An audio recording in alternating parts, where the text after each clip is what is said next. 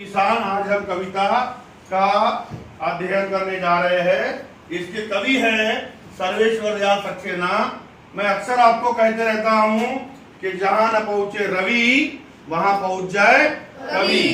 वहां 4-5 लोगों का झुंड है, एक ही दृश्य को देख रहे हैं, लेकिन उसमें जो कवि होता है उस पूरे लोगों में उसकी कल्पना कुछ और रहती है, हम कुछ और उसके बारे में सोचते हैं। अब यहाँ पर एक मंजर देखने को मिल रहा है कि एक पर्वत है, ठीक है, और ये पर्वत के ऊपर एक नदी बह रही है और इसके ऊपर जो है एक आसमान पूरा जो है ये आकर के जमा हुआ है।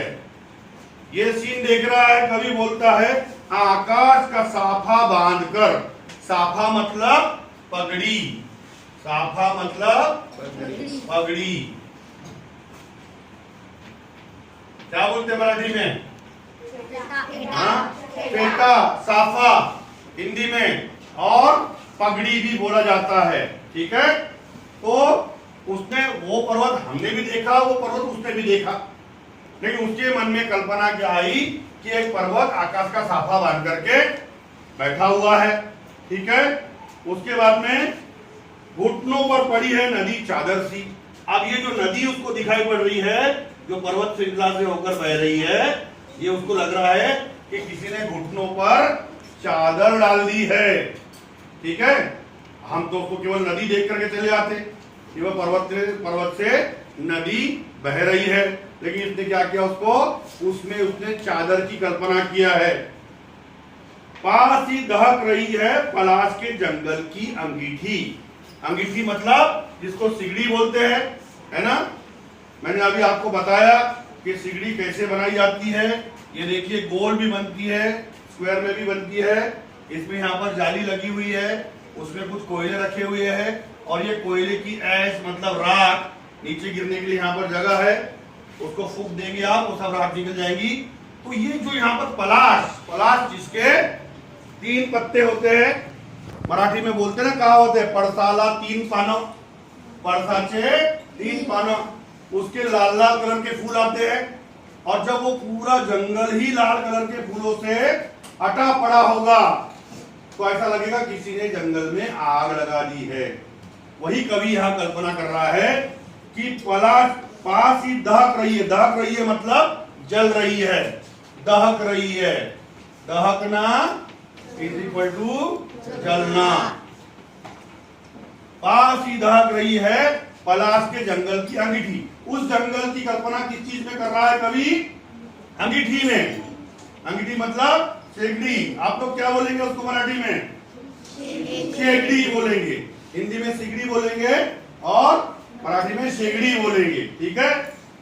अंधकार दूर पूर्व में सिमटा बैठा है भेड़ों के गल्ले सा। भेड़ों का गल्ला मतलब झुंड, भेड़ों का झुंड, है ना। अब सूर्य निकलता है पूर्व दिशा से, ठीक है। तो पूर्व दिशा में ही कहीं एक कोने में ये भेड़ों का झुंड जो है, अंधकार को यहाँ पर क्या नाम दिया गया है? भेड़ों का झुंड। वो छिपा बैठा हुआ है, और यहाँ पर बताया है कि ये जो किसान है ये सूरज रूपी चिलम को खींच रहा है। चिलम तो आपको पता है चिलम क्या होता है, आपने देखा होगा, बहुत सारे साधु संतों के हाथों में होता है, ठीक है ना। और इस प्रकार से उसको पकड़ा जाता है। चिलम को ऐसे ऐसे खींचते हैं, खींचना नहीं है, गंदी बात है, ठीक है। ये एक प्रकार से बैड हैबिट है, ठीक। बैड हैबिट को हमको लेना नहीं है, लेकिन हमको यहाँ कवि की जो कल्पना है, कवि जो दृश्य को देख करके अपना अनुमान लगाया है और एक पद्य की रचना की है, वहां तक हमको सीमित रहना है। तो ये उसको लग रहा है कि ऐसे उसने हाथ में चिलम पकड़ी है और वो सूरज की चिलम खींच रहा है। पहाड़ घुटनों पर बैठा हुआ है, नदी बह रही है, ऊपर आकाश का साफा उसने बांधा हुआ है, और यहाँ पर पलाश के जंगल की अंगीठी जल रही है, ठीक है। और अंधकार दूर पूर्व में सिमटा बैठा है, जैसे भेड़ों का गल्ला या भेड़ों का झुंड एक जगह बैठा रहता है, वैसे अंधकार बैठा हुआ है। अब अंधकार क्या होगा? जब सूर्य ऊपर ऊपर ऊपर ऊपर ऊपर ऊपर चलते हुए जाएगा, कहाँ? पश्चिम में अस्त होगा, तो अंधकार आगे आगे आगे आगे आएगा और सब जगह अंधेरा छा जाएगा। ठीक है, तो ये हो गया सुबह का दृश्य। अब शाम का दृश्य देखिए। अचानक बोला मोर।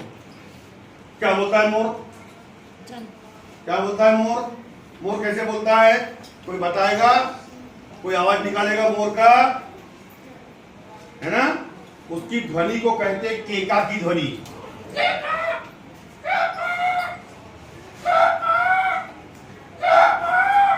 है ना? तो ऐसा लगता है हमें कि वो बोल रहा है ऐ का सुनो। हिंदी में क्या बोलेगा उसको? सुनो सुनो सुनो। कभी ध्यान से सुनो, जब आपको कहीं मयूर या मोर दिखेंगे बहुत सारे, तो उनकी ध्वनि क्या होती है? अचानक बोला मोर, जैसे किसी ने आवाज दी, सुनते हो? चिलम औंधी। अब ये चिलम कैसी हो गई है? इधर गई इधर गई इधर गई, और ये चिलम हो गई औंधी। अस्त हो गया ना सूर्य? ये चिलम औंधी मतलब अब क्या हो गया? संध्या काल का समय हो गया। चिलम औंधी, धुआं उठा। धुआं कहां से उठा? घरों में से। धुआं कहां से उठा? घरों में से धुआं उठता है ना शाम के समय। क्यों उठता है धुआं? ये धुआं क्यों उठता है? हाँ, घर में रसोई पकड़ी है, खाना बन रहा है, तो चिलम औंधी, धुआं उठा, सूरज डूबा, अंधेरा छा गया, मतलब अब रात हो गई। तो ये सुबह का परिदृश्य और अगले बंध में शाम का परिदृश्य बताया है। कविता समझ में आ गई बच्चों?